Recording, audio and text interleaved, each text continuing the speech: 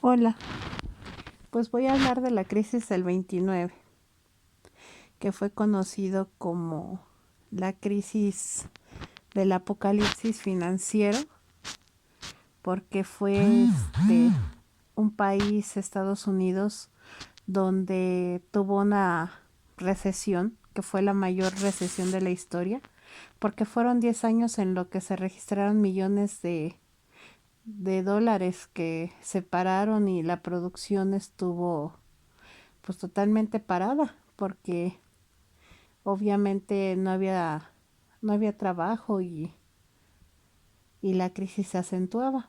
La bolsa de Nueva York pues se hundió y se borró todo el optimismo que se tenía del mercado bursátil.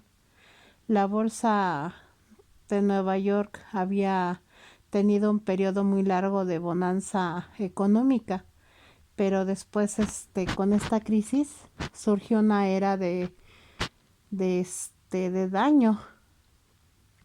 Fue considerado una época feliz los años 20 porque había prosperidad, en el cual pues el país se dedicó a la producción y a la adquisición de bienes de consumo propios y de una economía industrial moderna. Los, las industrias más beneficiadas en ese entonces fueron los sectores como el de los automóviles y los electrodomésticos. Esto recordemos un poquito por el boom de la revolución industrial, lo que impulsaba el desarrollo económico de esos años y la consolidación de un mercado de masas. Entonces, pues el mercado de valores era un símbolo potencial del crecimiento de la economía de Norteamérica. En 1929 se contaban por decenas los miles de ciudadanos que habían dejado de tentar una especulación y pues ellos empezaron a pedir créditos bancarios. En septiembre del 29 empezó el decaimiento.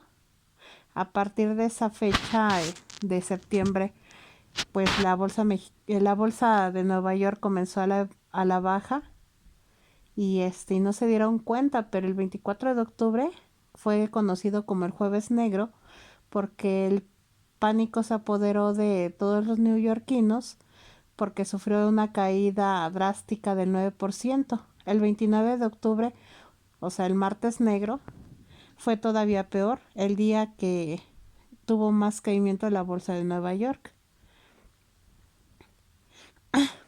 La venta de más de 16 millones de acciones evaporó las ganancias de todo el año y arruinó a los especuladores de la bolsa. Algunos desesperados pues se suicidaron, que era lo que yo comentaba la vez pasada, y pues el mercado siguió desplomándose. El truene tuvo un efecto devastador en la confianza de los empresarios y consumidores. Su reacción negativa aceleró un deterioro económico apenas perceptible hasta entonces, pero fue cada vez más evidente en meses posteriores al colapso del mercado. Nadie podía imaginarse que aquellos momentos de lo que sucedió en el 29 se convertiría en la depresión durísima, y menos que se prolongaría durante 10 años. La crisis en la que se puso fin con la Primera Guerra Mundial había sido intensa, pero no muy larga. Se creía que también estaría siendo breve y mucho más tranquila, moderada. Se había calado fuertemente en la sociedad, sobre todo por los círculos empresariales, la idea de que la economía moderna y su inmensa capacidad de producción y consumo vencerían el problema, pero pues no. Tales esperanzas resultaron vanas porque en 1930 cientos de empresas sin liquidez cerraron y las que sobrevivieron congelaron la inversión, lo que ocasionó la destrucción de empleos y fuente de descenso de la producción. Además que la demanda de bienes y servicios se contrajo debido al estancamiento productivo y al reiteramiento de los consumidores. La bolsa continuó su declive, los precios agrícolas se hundieron y la imposibilidad de los clientes de pagar sus préstamos puso a muchos bancos contra las cuerdas. Además, se descendieron las exportaciones cuando los efectos del tren norteamericano se sintieron allá en Europa a finales del 29 y dieron de ahí una crisis severa. Dos acontecimientos muy graves vinieron a empeorar las cosas en 1930. Uno fue el comienzo de la prolongada sequía que asoló los estados agrícolas de las grandes llanuras del centro y del sur del país. El segundo fueron las quiebras de los bancos.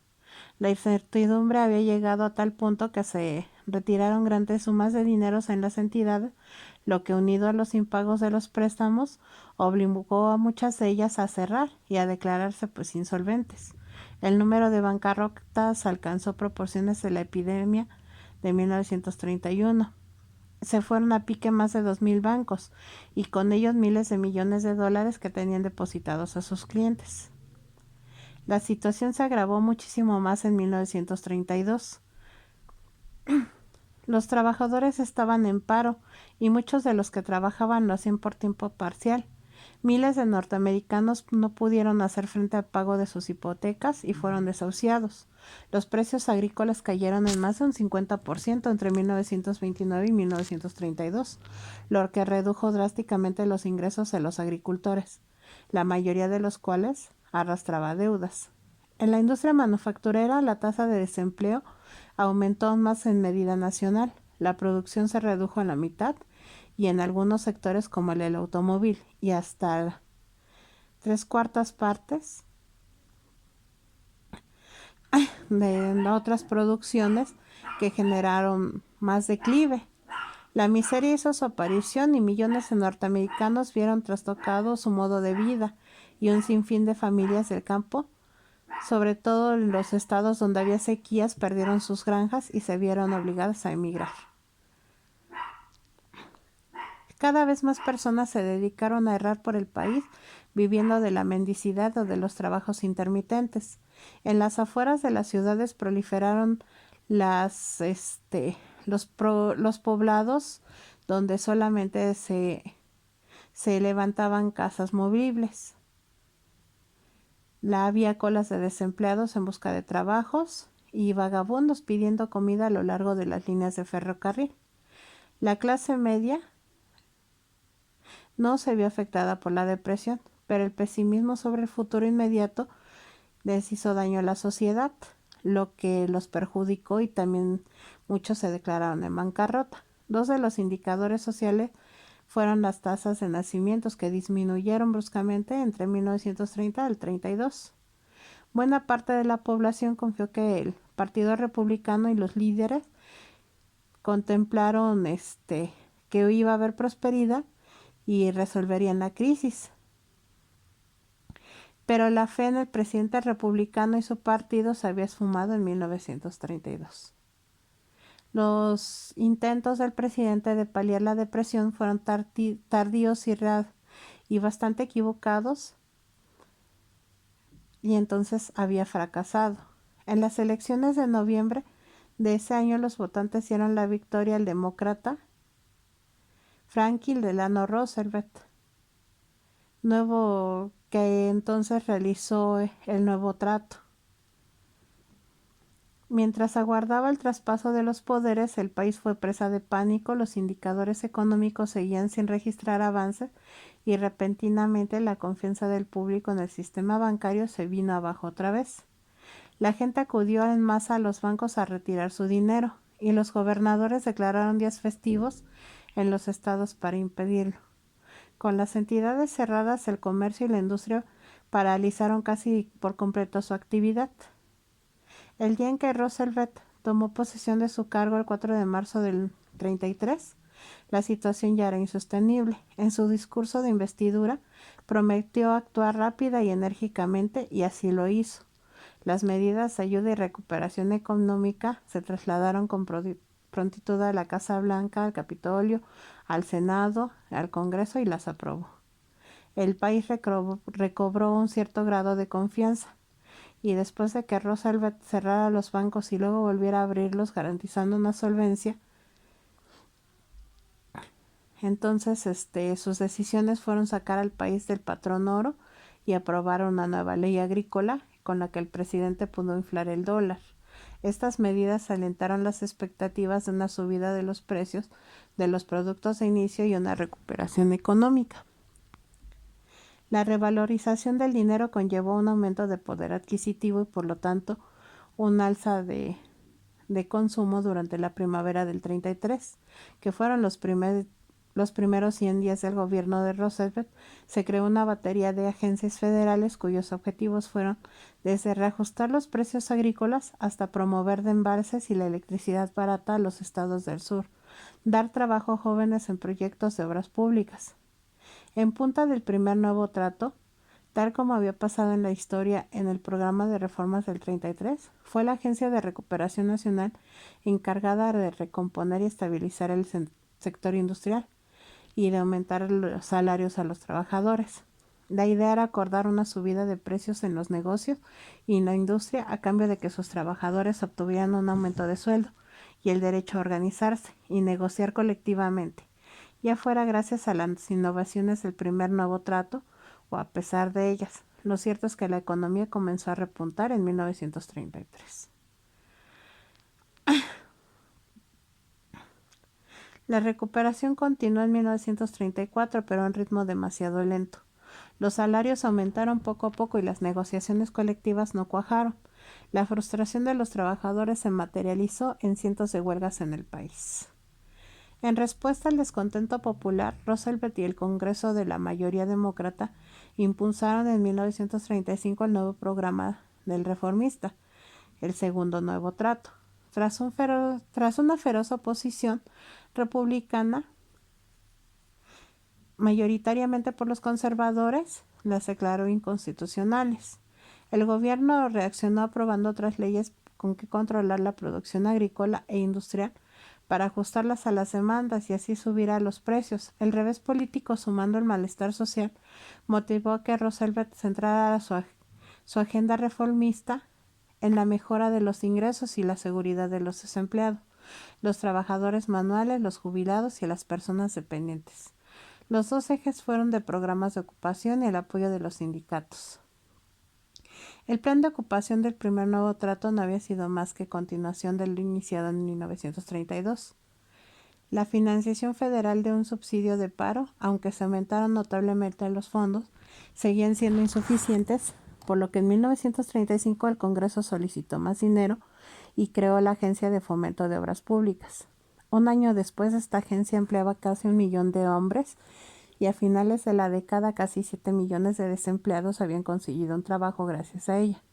Sin embargo, sus críticos señalaron que los trabajos consistían básicamente en barrer las calles.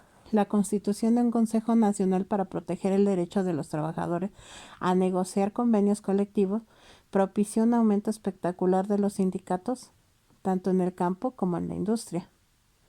Otras leyes clave del segundo nuevo trato fue la seguridad social,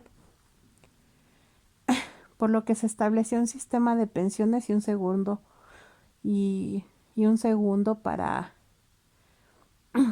que se estableciera también el seguro de los trabajadores. Roosevelt se presentó en las elecciones con la base de haber logrado un avance significativo en la recuperación de la economía y en la política de reformas. Respaldado por la coalición del nuevo trato, salió reelegido por una de las mayorías más amplias de la historia electoral en Estados Unidos, más del 60% de los votos. El nuevo trato fue blanco de los ataques de propios y extraños debido a lo limitado del éxito. La producción alcanzó los niveles de 1929, 1936 y 37, pero persistía una tasa del desempleo del 15%. Las mejoras tecnológicas de la industria habían reducido la demanda de los trabajadores y el elevado número de desempleados presionaba los salarios a la baja e impedía el alza de consumo necesaria para relanzar definitivamente la economía. Surgieron divisiones internas en el Partido Demócrata. Muchos senadores y congresistas veían con recelo el rumbo excesivamente intervencionista que había tomado el nuevo trato en 1935. Roosevelt cometió 2 errores que harían daño en su autoridad. El primero fue político. Su insistencia por aprobar una ley para cambiar a los magistrados del Tribunal Supremo llevó a la formación en el Congreso de lo que se denominó coalición conservadora. El segundo error del presidente fue reducir el déficit del presupuesto. El consiguiente recorte del gasto público contribuyó a la reaparición de la depresión a finales del 37. La bolsa volvió a hundirse y el desempleo llegó a alcanzar en 1938 el 19% de la población activa, aunque apenas se introdujeron durante este periodo nuevas medidas de bienestar social. Así que se estableció que un salario mínimo y la demanda laboral de 40 horas. Tras un lapso de indecisión, Roosevelt y sus asesores retomaron la senda del discurso del déficit, presupuestando que tenían la teoría del economista Keynes, quienes años atrás había entrevistado con el propio Roosevelt en la Casa Blanca. También se persiguieron las prácticas de monopolio de las grandes corporaciones que al limitar la competencia y mantenían los precios artificialmente altos impedían un despegue de consumo. La economía volvió a remontar en 1940, gracias en parte al aumento del gasto público de los programas de ocupación, pero fue el estallido de la Segunda Guerra Mundial lo que finalmente procuró al país un crecimiento sostenido y el retorno a la prosperidad. Oficialmente, Roosevelt compartió la postura aislacionista imperante del país, que se preparó de antemano de la guerra, invirtiendo a gran escala en defensa. Para cuando los japoneses atacaron Pearl Harbor, la depresión ya había terminado. La recuperación económica apoyada de un incremento vertiginoso de la producción llevó al pleno empleo durante la Segunda Guerra Mundial. Superada la crisis, la agenda reformista quedó aparcada y el gobierno afianzó la economía basada cada vez más en el consumo. El modelo consumista y la expansión del comercio internacional dominado por sus empresas serían los motores del espectacular desarrollo económico de Estados Unidos a lo largo de grandes décadas. Pues hasta aquí la dejo. Ya me cansé de hablar. Saludos.